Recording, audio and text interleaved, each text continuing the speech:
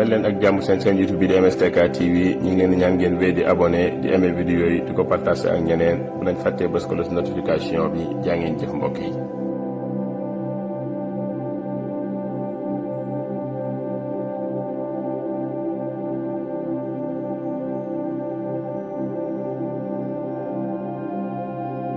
Juan Branco dafa doon animé benn conférence foofu ci Dakar ñu ko prévoir woon ci université de Dakar bi mais à la dernière minute autorisé wuñ ko foofu du coup moom mu dem defee ji ko fi nga xam ne moo di CICES donc dama leen di tekki li mu wax bu mu jëlee kàddu mu leeral ne dina jël nag ñaari vidéo parce que Juan Branco du daaneel dafay wax rek di tararari di dem te li muy wax fii ak li muy wax fee ak lu muy indiwaat fii dara bokk ci da ngay obligé jël yëpp di ko takkalee di xool ban mooy ànd ak ban pour que boo koy tekki nit ñi mën a comprendre bañ a réer ba pare mbir mi dafa gudd te mun ma koo seppi wax lii bàyyi lii lépp laay wax man xam ngeen moom ma tànn. alors mu ne maa ngi commencé di wax ne sama xol neexul ndax gis naa ne suñu ennemis yi ñu ngi suñu biir ba léegi te amuñu benn ngor benn jom benn keesa mu ne recteur université de Dakar. bi tere woon étudiants yi jàngi ci seen université diiru atu yàlla moom moo tere bi yoon ñu amal fa conférence bi ba mu jaral ko bind communiqué minuit pour wax ne mosuñu ko yëgal conférence bi alors que ñu ngi ak lettre bi firndeel ni yëgal nañ ko ko mu ne jëf ji ndax lu mu ma fàttali tey mooy ne révolution du taxaw te du jeex ay jeunes dañoo dee ci xeex ngir seen réew moom boppam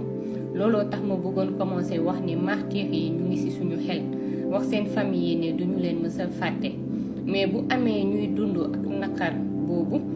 muy feeñ ci seen kanam am na yeneen kanam yoo xam ne ñu ngi feeñ ci caméra yi di reetaan comme si dara mësul xew benn ci ki fi nekkoon ministre de l'intérieur dama ñëw ci réew moo xam ne ñi ma kidnappé woon arrêté ma tëj ma ba pare dàq ma ci réew mi ñu ngi bokk ci état ba léegi ndax bi ma yegsee aéroport dañu ma interpellé téye ma lu yàgg-yàgg def ak man contrôle d'identité bu xóotu xóot damay fàttali ne ñaari anciens détenus yu may woowee sax man ay héros ñoom ñoo ma invité muy Falla Fleur ak Pape Abdoulaye Touré mu ne man maa ñëw ci samay moyen bopp sans benn privilège wala dimbalu benn autorité sénégalaise wante nag li ma gisagum dalul dara sama xel mu ne ci réew mi nga xam ne dama jàpp ne léegi sama réew la itam li ma gis mooy ne ñi doon exécuter ordre yi ñoo fi nekk ba tey di doxal ki nga xam ne moo doon joxe ordre yi pour ñu rey ay nit ngir politique kese génn na réew mi yéeg ci jet privé te dara fekk ko ci te mu ngi dox ay soxlaam ni mu ko neexee ci àdduna bi nan la waa jooju mën a amee tey jet privé alors que alalam lu public la depuis 40 ans yi mu def ci état kan moo nekk fu mu toll nii di saytu yan fonds ñoo financé jet privé boobu noonu ak yeneeni bien yu mu am dama ñëw fii ci samay mbokk avocat yoo xam ne comme man dañoo xeex injustice moment boobu am na yeneen confrères avocat tubaab français ay sorciers blancs yu nangu ñu fay leen 100 000 euros audience bu nekk maanaam 65 millions de francs CFA audience bu nekk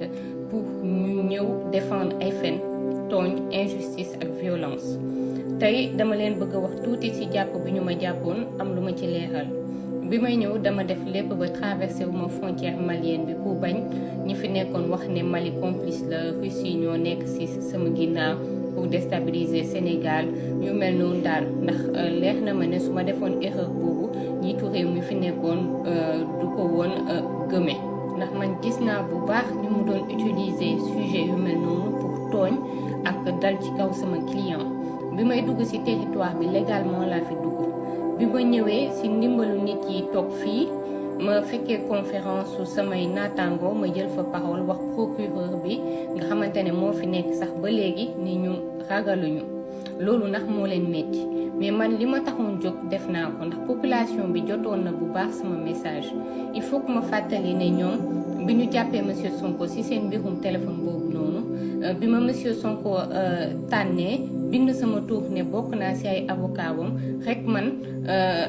même si amoon naa mandat d'arrêt international dara mënuma woon tere mu ñëw sagal robe bi may sol mais surtout sagal sama client ak millions de nit yu ko bëgg te loolu laa def. après nag si ngeen gis ministre de l'intérieur bi fi nekkoon di fëgg dënnam si assemblée ba di wax ne jàpp nañ ma si frontière Mauritanie bi maa ngi leen di waatal ne du dëgg. mool yi ma nekkaloon ci gaal gi ñu ngi fi toog ci salle bi te mën nañ ma seede ndax ndekete ñoom bañ may dimbali di ma jàllale xamoon nañ man maay kan mais dañoo noppi rek waxuñu ma dara après lañ ma ko door a wax.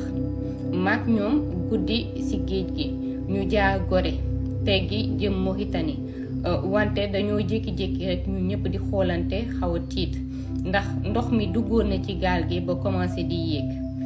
motoon na 25 heures ñu ngi woon ci géej gi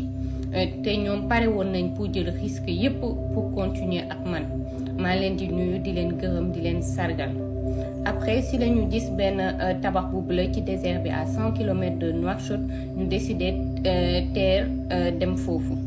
après nag si la ma service de renseignement mauritanien yi jàpp ne ma dañ may delloo Europe. ñu solal ma kagul woowuñu nax sama benn autorité du ambassade du consulat du avocat du juge. ma waxaat ko li ñu doon wax li du dëgg kenn jàppee wu ma Rosso Nouakchott lañ ma jàppee mënote ma dugal ma ci benn bateau bu ñu accosté woon ci wetu ay nag yu bëri ndax ñoom dañu doon nëbbatu parce que xamoon nañ ne li ñuy def c'est illégal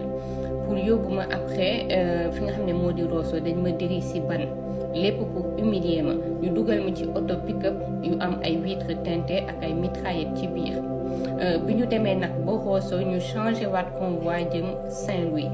bi ñu yeggee Saint-Louis nag ci lañ ma jébbal BIP donc police Sénégal.